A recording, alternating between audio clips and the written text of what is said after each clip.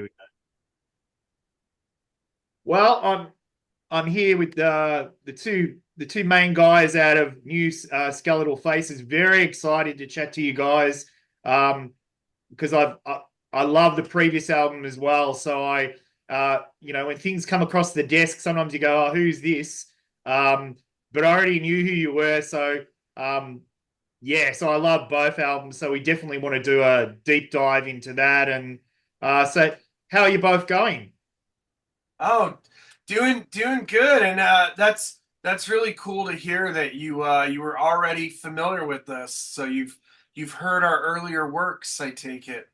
Yeah, absolutely. Yeah, yeah, I love both of them, and what I love is that I, d- I really don't think that anybody's doing what you're doing. Like I think, and I'm a huge fan from even way back of the originators of the kind of style. But although you've got a few elements of your style which we can dive into as well. But yeah, I love both of them, and I think not a cliche, but yeah, this album really takes it above. You know what I mean? So it's fantastic. Yeah, thank you. How Oh yeah, Yeah, so how's it gone since the album release? Uh, pretty good. th- We had like yeah, two record release shows so far. Uh, well, no wait. Well, if you count the Pentagram shows, I don't know if you count those as record release shows, yeah, but we've done a few shows, and we've got many more to come. We're actually really just kind of getting started on the album release cycle. Got a lot coming next year, and I mean next weekend we're going to be up in Seattle and Portland, and got all kinds of stuff coming up. Yeah, I mean it's yeah, I've seen some of the kind of the lineups you've got as well, and yeah, it looks like super exciting, and there's kind of not going to be any rest. Um, how do you feel the album builds on from the Celestial Disease? How do you think it builds from that? um, I mean, like the with Celestial Disease, I feel like the if you listen to like all of the songs and stuff, they sound like almost more experimental. Like we were kind of still figuring out what we wanted to do. Like, I mean, like there are like some songs on there that are like, fuck, like almost like 7 minutes long, Yeah, something yeah. like that. Like Right. so it's like I don't know. There's like a lot of like experimental like song structures and shit on there, and I kind of like feel like with this album we kind of it's a little bit more catchy, you know, um, like kind of this we kind of I don't know. There's more of a feel to it, you know. So I don't One know. thing One thing that I like about Until the Night is it takes the groundwork that we laid in Celestial Disease, and it now pushes further in every direction. Like for instance, songs like Disexist and Zeitgeist are more punk leaning than any of our other songs. But then Enchantment is maybe the most goth song we've ever done. But then you have songs like Pagan War, which, is by far our heaviest. So we're kind of expanding in every one of our directions simultaneously with the one record. Yeah, there's a lot. Yeah, I think it builds on what you've, initially had. It's more focused, but as you said, it's doing quite a few different things as well. Like I think yeah, like Errol said, I think it's probably not as experimental, but it's hitting, some different kind of areas. Because it's pretty I think it's pretty measured across the whole album, and then obviously ending with the cover as well. Yeah, yeah, that wasn't necessarily planned from the beginning. There were actually a few changes a little late in the process. For one, when we initially recorded the record, there are more tracks one of which I think you'll be hearing early next year. Excellent. Is that a is that another release or Yeah, we've got something cooking that's gonna yeah, come out as a limited single. And I'm really excited about it because it's one of my favorites from the recording session. So I'm glad to see that that's going to be on turntables sooner than you might realize. excellent. Oh, that's great. Um, do you want to give a quick rundown about the history of the band? Because I think it's because you've achieved quite a lot in it's 7 years, yeah, about 7 years, a bit over. Yeah, Yeah. we formed in 2017. Our debut album was 2019. I think the Sextinction EP was 2021. And then, Until the Night was actually written quite a while ago. It was even recorded a while ago. I want to say it was completely finished in 2023. And then from there, we shopped the record to a bunch of labels and got fortunate in landing with Peaceville. Yeah, huge. That's a what a label. Like that's, historically the bands they've put out is massive, isn't it? Yeah, one thing that's really attractive about Peaceville to us is that if you go through their catalog, there's no filler. Every band they work with are a solid band, and we're in great company. Yeah, because when you look at like, what like Earache Records become, it's become, terrible now. Like it's just, I had a look on some of their social media and some of the bands they're signing now are just like, it's just terrible. Like it's almost destroying the legacy. You know what I mean? Like because that's some of the finest stuff. Same as Peaceville as well. But yeah. So they have been consistent. They don't put shit on their label. Like, you know what I mean? Yeah, I wasn't Yeah. aware of that. What about you, Errol? Are you aware of what Earache's up to anymore? I think they just have like fucking like metalcore or something like that now, Is that what maybe. they're doing?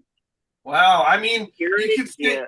you could say the same of some of the labels we were talking to. Yeah. Yeah. Yeah.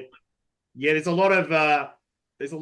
a few sketchy ones, or like, yeah, it's or you're not going to be looked after. You're one of or there's also labels that sign a million bands and you just know there's not going to be any personal approach, is it? You know what I mean, to it at all.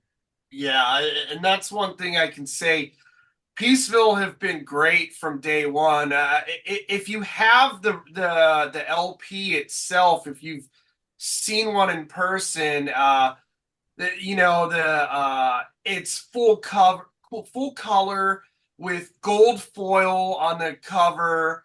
We've got a poster. The variant is that galactic starlight vinyl that looks like the night sky. Like they Peaceville have been great with really just allowing us to see our vision through on this. Yeah, I've seen is that one because I haven't ordered it yet, and I did say, is that the one that's got the speckles on it? That little Yeah. yeah. Oh man, that looks because we get killed on we get killed on shipping for everywhere. But I seen that one and I was like, oh, I need that baby. Like I seen that and I was like, Yeah.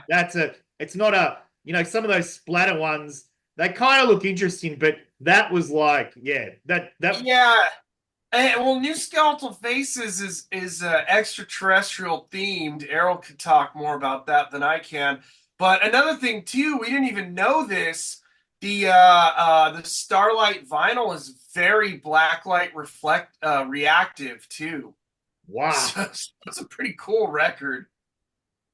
that's amazing. Yeah, that's good. You want to, as you said, I think it's about realizing that vision, and it's definitely, you know, I see that carried through when you're looking at your merch, your videos that I definitely want to talk about as well. But just and the artwork and everything. you notice the difference. Like everything is, and your flyers for gigs and stuff. It's the effort's put there to kind of you're following you through. You know what I mean? It's that proper linking the art and the music together. Like I think it's Yeah. amazing. Everything's done in house, and Errol here, he's quite the painter. He painted the front cover for. He's basically done all of the art for the band. The shirt designs. I mean, he could talk more about his disgusting painting habits, but Yeah. Same with like show flyers and stuff. Like if like we have a show and like I don't know somebody else makes a flyer like the promoter and like I don't like it, I'll fucking make my own because like we have a particular vision. We have a certain look that we're going for. So like Yeah. like if it doesn't look up to our sick and disgusting standards, then I'm gonna have to step in and do my own. No, that's no man, because it's like because especially with the like AI and shitty generated ones, they're so terrible. Like Yeah, it's there's no soul. yeah, yeah. like people be making like flyers with their phones, and you can just tell they look so cheap. Like I don't know, just I hate it. Yeah, like because your flyers look like like underground shows and hardcore shows and stuff. Like you look at it and you're just like, wow, you know what I mean? That's you can see the effort and you just that makes you want to go to it. Even if you don't know the bands, you're like, fuck, Yeah, that looks that aesthetic what you're talking about. So That yeah, like was a sometimes conscious. Oh, yeah, like if the flyer sometimes like if the flyer looks cool, it's like I want to go to that show, like like just because the flyer looks cool, because like the vibe seems right, so yeah. I don't know, like yeah, that was yeah, a I conscious like to have that kind effort. of vibe. It's been a conscious effort on our part that when each record we've made, we want a record because as people who buy records ourselves, when you're flipping through the hundreds of records in a shop, we always wanted to make those records that would stand out. If you flip through and you see Sextinction or Until the Night, they're not going to look like anything else you've seen in that store. Oh, it's yeah, it is a standout. And so Errol, did you want to talk about your painting? Because I mean, I think it's that, that it's super, it attracts the eye straight away. But it's yeah. So have you been a painter for a while or an artist for a while? Yeah, I've been doing like acrylic painting for years now, like fucking like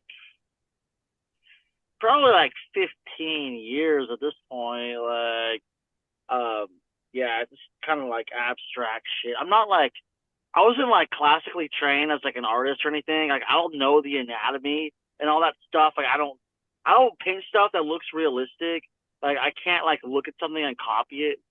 Everything I do is just straight out of my head. Like I don't copy anything, and it's just I just kind of attack it.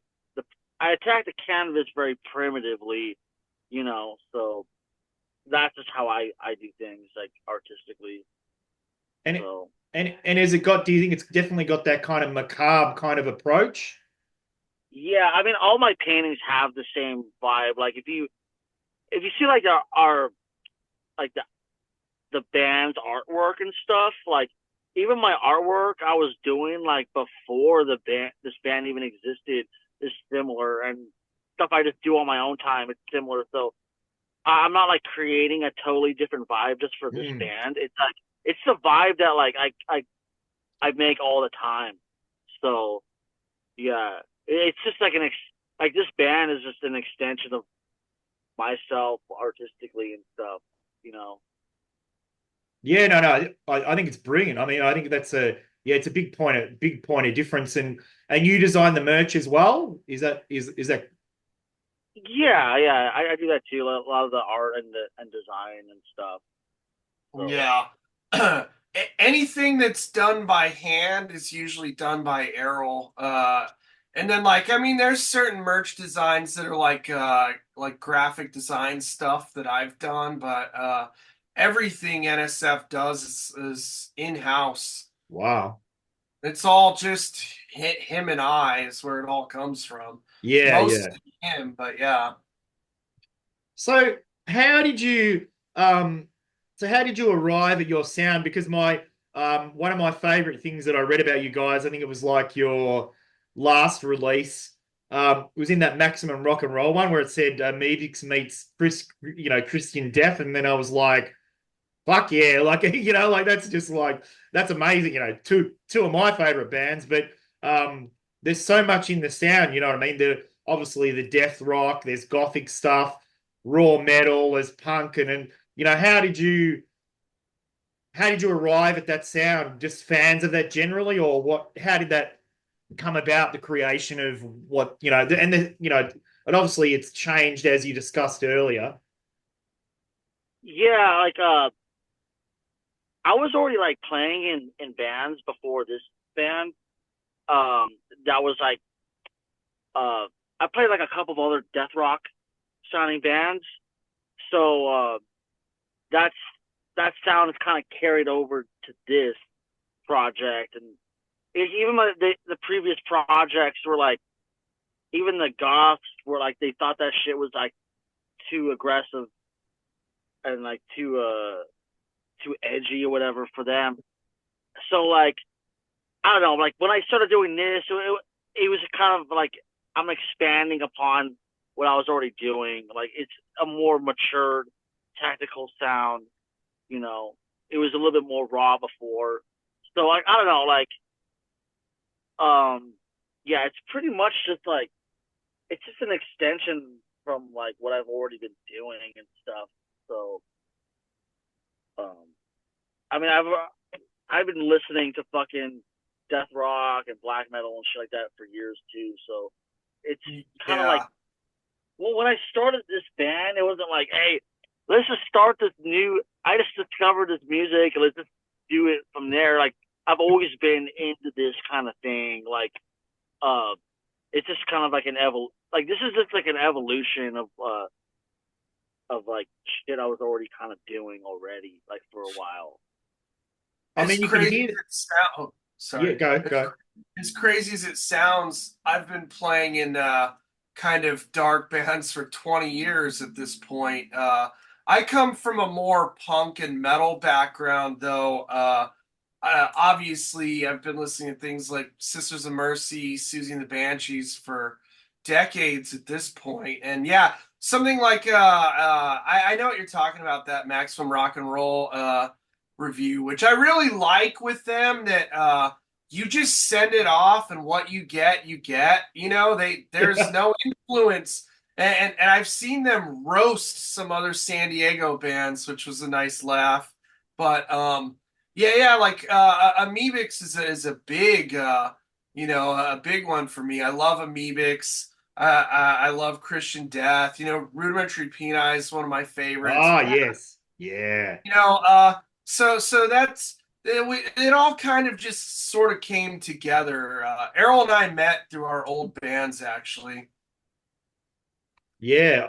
I mean, you can hear, I think, the variety of kind of influences you're talking. And I think to touch on what Errol said as well, is just that it doesn't sound like, oh, let's make a whatever band and, we'll sound like this. You can tell because there's so many in those layers there. You can hear the black metal, you can hear the kind of real punky stuff drifting off into the goth stuff and the traditional, but it's also like none of it as well. Like it's not pigeonholed. Like I think that's great. It's rare.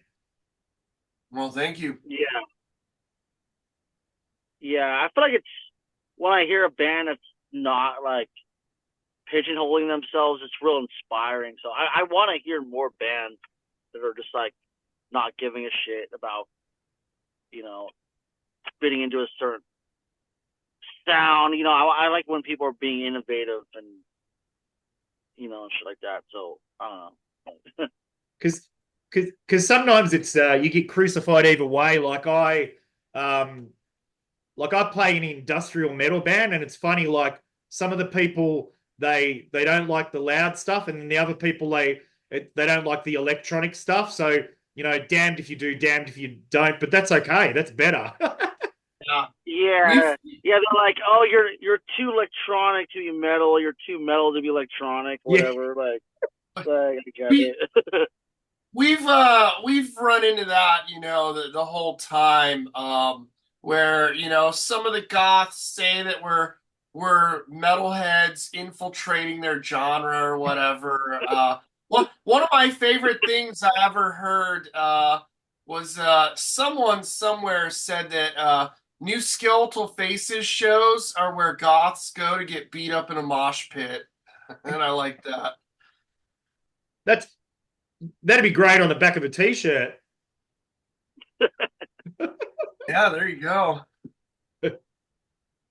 Yeah, it's you're not drifting back to my band, but what you were just saying then, it was like a Facebook comment. It was like, oh, Al Jorgensen wouldn't even piss on your band, and I was like, that's okay, that's great. Add fuel to the fire. That's bring it Yeah. on. Yeah, I wouldn't want him to because I would fail a drug test if he did. I love it. Yeah, I think that's fantastic. So Errol, I want to talk about your vocal stylings because I think they're super unique because and I'm not pumping your tires or blowing smoke up your ass, but uh yeah, your range is pretty amazing. Like it drifts into kind of that melodic and kind of the rock stuff, but also almost like a kind of John Lydon in Public Image Limited and stuff as well. A bit of that stuff as well. So um, I'm sending you a lot of praise. So talk to me about your vocals. Yeah, people either love them or they hate them. I'll tell you that much. Like sometimes people are like, "Oh man, it's like it's an acquired taste. Like I can't get into that." Like, because the thing is, like when people like they first like they don't really know much about our band, and they first hear it, and then they're kind of expecting to hear a certain like vocal style, and they're either expecting to hear like generic like black metal screaming, or they're gonna hear generic like goth like wannabe Ian Curtis Yeah. like or like Sister of Mercy like kind of stuff. So like people are like I don't know expecting to hear something, and then they hear me and they're like, oh, I wasn't really expecting that. Like so sometimes they think it doesn't fit, but like I don't know like I guess like my vocal style is probably more punk than it is like goth or metal, but Mm. maybe yeah. So like you said, like John Lydon or something like that. Mm. Like I've been compared to him before, like like even from like my first band ever, like years ago. People have said I sound like him a little bit too. So I'm no stranger to being compared to that. So Yeah. I feel like yeah, my vocal style is a little bit more punk and stuff like that. And I don't know, like I wanted to when I do vocals, I want it to just not be like screaming and shit like that all the time you hear it. And it feels so like, well, the screams, they don't mean anything anymore. If you're screaming all the time, it's like, well, you might as well just be talking then. Like, because it means like, the screams don't mean anything. Like, so if I like do my vocal style, like clean, and then I scream at some part, the screams are like they mean something at that moment instead of just me watering it down um, all the time. Because like I don't know, it just became too much of a style to just like do the shrieking, the screaming, the growling, and whatever. I don't know, but I feel like there's more a feeling of like pain and suffering and like Mm. a vocal style that's not screaming all the time. Like like approach it differently, you know. So Yeah. It works well across the album, man. I mean, like all your releases, but it's just yeah, and I like there's tempo change, but there's also vocal change, and I think and like you said, you can hear the emphasis of when the louder stuff when you're kind of screaming more, but yeah, it's balanced over that album, I reckon. Yeah, yeah, for sure. Yeah, like, for like certain parts of the song, it's like I'll kind of like um react to that, like to the dynamics of the song and stuff. So Yeah, that's yeah, yeah, that's awesome.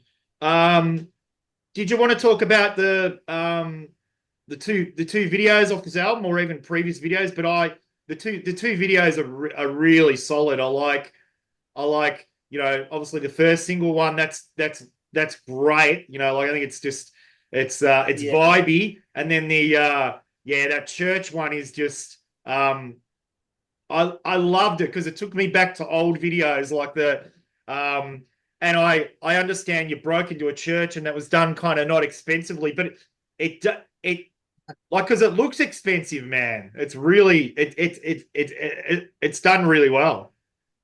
Yeah, we've yeah, we've certainly been lucky with that in working with our friend Gabe who filmed the recent two. And the Until the Night one's a fun one because there's some crimes committed on camera there, you know. Yeah. And also ossuary. But yeah, actually, a lot of our stuff has been done, very very inexpensively. If you're familiar with the Banshee Sex Tomb video, we filmed that Yeah. ourselves for nothing. We filmed and edited that entire video. And even the new ones were, cheaper than they look for sure. And I really got to hand it to Errol. Errol was the one. He's been breaking into this church for years, apparently, so he could tell you more about that. Yeah, I want to hear all about that. yeah. I don't know. It's funny that like both those videos, like they were filmed like a minute away from each other. Like you would never expect, which is like Oh, 5 minutes away from my house too. So it's like, yeah, I don't know. It's kind of wild. It was just kind of in my neighborhood. That's why I found these spots because like they're just so close to me, and like a lot of people don't know these places even exist. So I don't know. I feel like that was kind of a cool thing to kind of spotlight too, like in these videos, like um, kind of documents like kind of where like the band resides at shit. So I didn't even think about that, but yeah, that's true. That's all like your stomping grounds. And then the Banshee Sex Tomb video is filmed literally like across the street from where I live on like on Mission property.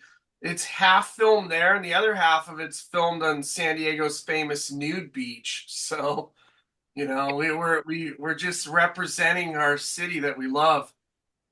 uh, I mean, I mean, all three of those videos are a visual treat. You know what I mean? In different ways. You know what I mean? So yeah, they're very well done. Like it's just yeah, because you could spend bands spend a shitload on a ridiculous amount of money on videos, and they just look like generic like every other video. So Yeah. yeah, Or yeah, like you mentioned, like the AI shit that everyone's kind of oh playing around with.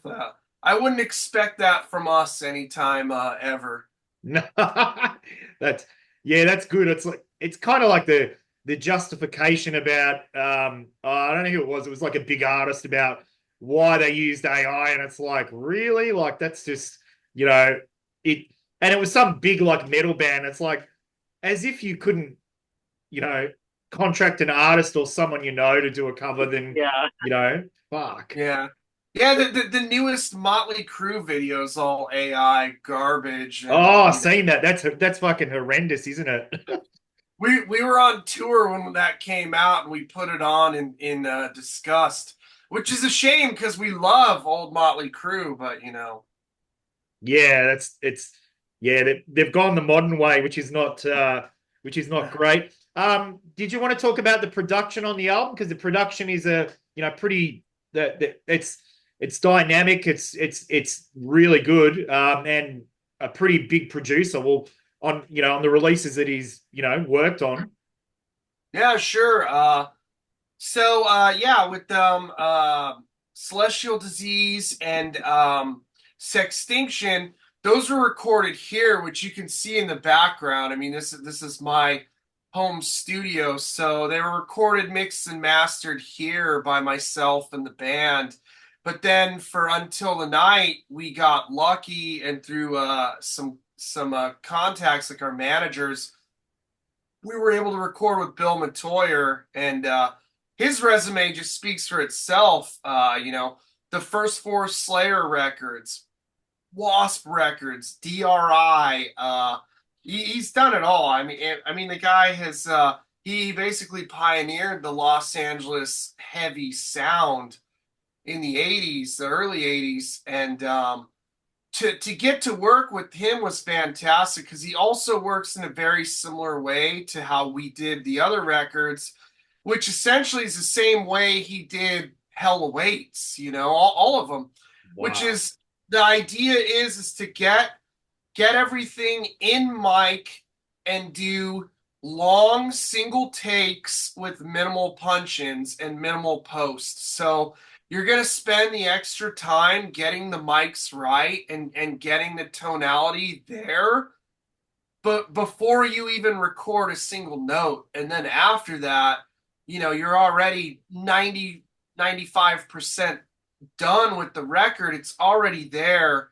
And Bill especially, he did some real fantastic work on the drums. I mean, the album speaks for itself. I think especially like when you listen to it in headphones, like the way like the clean guitars just sing and where everything sits, like he we really hit it off with them. For one, we love the guy. I mean, uh Errol and Bill like to go ape shit, which is where they drink the cheapest vodka you can buy out of this monkey head that they have. And I mean, we were just up with Bill. Every time we're around Hollywood, we'll just swing by and drink some cheap liquor with Bill, so we really hit it off with him.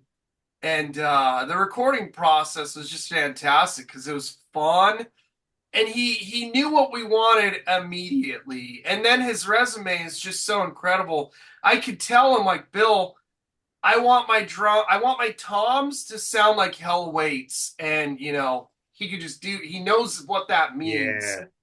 Uh, God, for guitar, I want to say you did all of the first and second guitar tracks in one day. Yeah, Wow. I didn't even like ask like him to like really change much. It was just like he has like this like way of miking the guitar where like it just sounds good, just like as is, and like you just really have to tweak with it like in post production. So I don't know, like I didn't have like any critique or anything about the fucking guitars. It was like it just sounded good. Like I'm like it's like the best guitar tone I've ever had on a recording ever. So like Yeah. that he knows what he's doing like when it comes to recording.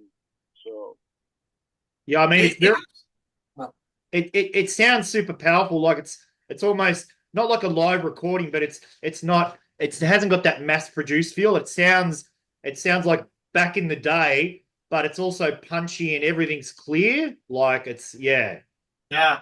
Well, I'll tell you another thing about it is this is not recorded to the grid. This is not pieced together. In fact, to many people's horror, we're not even playing to a click. I think we only had a click in the first maybe 20 seconds of a couple of the songs, but the majority of it is just the band playing, and frankly, I feel like music needs to get back to that. We need to stop doing this, cut and paste. I mean, there are some pop records I like, but this is not pop music. It really shouldn't be approached like that. I mean, it shows in the final product. You know what I mean? Like that's the difference. And to touch on what you said earlier, yeah, I've listened to it on good speakers, but on the headphones, it's really and I wouldn't expect that from that kind of genre of music, but it really you can hear all the intricacies of it. You know what I mean? Like we know it's not Beethoven's Fifth. We know it's still rock and roll at the end of the day, but I could hear all the intricacies. Like there's a lot going on there. Yeah, yeah. Thank you. And that's the great thing with Bill is he understood that from day one. I mean, like if you just listen to the title track in headphones, that clean guitar bouncing around your ears is just, it's something. Yeah, you got to be happy, and I imagine you're still going to be working with him in the future. I would imagine for it sounds like it's a good relationship. Yeah, I hope so. I mean, it's time to go ape. We'll go ape shit with Bill anytime. That's awesome. Do you have the old cliche question? What's both of your what's your favorite track off the release at the moment? Shit. There's like a couple. I don't know, like either Pagan War or Enchantment of My Inner Coolness. Either one of those two. The later tracks. Yeah. I would definitely say Pagan War. I really like that Pagan War, like on the drums, has a lot going on. There's a lot of tempo changes, a lot of kind of fun stuff there. I love the bass line in that track. One that kind of grabs me by surprise anytime I hear it though is Zeitgeist, where I'm just like, damn, this is a cool song. Yeah, Because yeah. Zeitgeist to me always had like a heavier version of like an early TSOL to it. I know that Yes. like some of my approach on the drums was inspired by listening to like Dance with Me and that's just I don't know, it's a pretty cool song, I think. Yeah, no, it's definitely got those vibes. I mean, that's a flavor in there as well of a very. I mean, I know I think TSOL are a very underrated band, but that like fuck, like Yeah. um again, it's about that mixing up of those flavors, but yeah, all those layers are great. Yeah, thank you. Um, so obviously, what's coming up next is obviously you know touring the album and that. What's your further plans for? And obviously, sounds like another release in the new year. But what's your plans for world domination next year? Well, We got some stuff cooking, right? Yeah, yeah, we have some really exciting stuff cooking, unfortunately, that we can't talk yeah, about yet.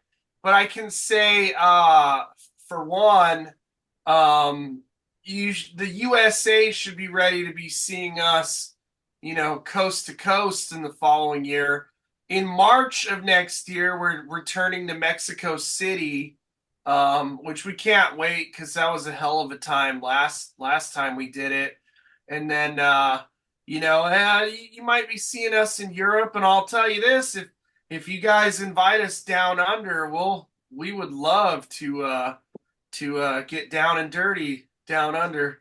yeah. I've I've got a few names of a few promoters, and I think if they don't know about you, I think they would. Yeah, it's definitely a draw card. I definitely I Uh, could pass those yeah, on definitely because I think there would be interest in. Uh, of course, I've got to give my love to my hometown, which is like kind of the peak of bands. Melbourne really is. yeah. Would love to see you guys because they love to get dirty and nasty with their music. Whatever genre. Like that would be that'd be awesome. Well, we've got passports and there's only the three of us, so we're cheap. Yeah. That's And we only drink the cheapest alcohol imaginable, so we're even cheaper there.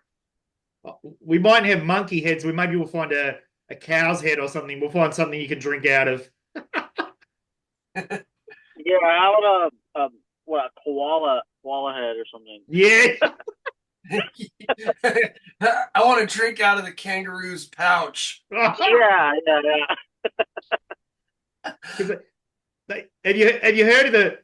Because you've been to Perth. Have you heard of that shoey thing? That's a terrible thing where when they have like terribly lame bands, say for instance like fucking Coldplay or something horrendous like that, and when the bands come out they go do a shoey and they pour a beer into a shoe and drink it out of a shoe. I mean, Oh that yeah, I'm sounds like that. a regular day for us, but yeah, Yeah, okay, yeah. I'm not judging. oh, I really liked it out there. One thing on the outskirts of Perth, I saw an area that actually had wild kangaroos, and those things were vicious. You know, they're a lot more vicious the ones not at the zoo. Oh yeah, we got. I mean, yeah, I mean we got. Maybe we haven't got as many snakes as like America, but we've got enough uh, native animals and spiders and shit that can kill you. There could be two or three bad spiders, but they're like some of the worst in the world, or you know. I remember I was really drunk down there, and someone had a wombat, and I was just like, "What the fuck is this thing?" Like a what? What is this called? And yeah, I don't know. I got into a little trouble down there, but it was a great time. Yeah, we won't. Don't put on your application about experience with native animals. They might get a bit. Yeah. He's heading Yeah, direction. He fought a kangaroo and he didn't know what a wombat was. That's all right. yeah. If Um, they ask us any questions, we're just gonna answer them with Road Warrior quotes, or as you guys know it, Mad Max 2. exactly, 100%. Um, so before we go, what are some of the highlights of the band's career so far? What would you say some of the highlights of the big note things for you guys that you've really enjoyed, or because you obviously love your craft, you can tell by both of you, really passionate and into what you're doing, so Shit, man. There's a lot, but like, playing Mexico City this year was pretty fun, and I don't know. Our latest music videos were pretty fucking sick too. So, Yeah, we just had a great um, time down in the South with Pentagram in New Orleans and Texas. Almost went to prison in Texas. That was pretty exciting. got into some yeah, trouble. Oh, I think we find ourselves in trouble a bit, but we do have clean records, so we're ready to tour. But there've been close calls over the years. yeah, we've gone away with too much stuff, way too Yeah, much. We don't deserve to be getting away with what we've gone away with. but that's good as long if it's not on camera. That's all right. It's not that's the main thing. That's what you got to be wary of these days.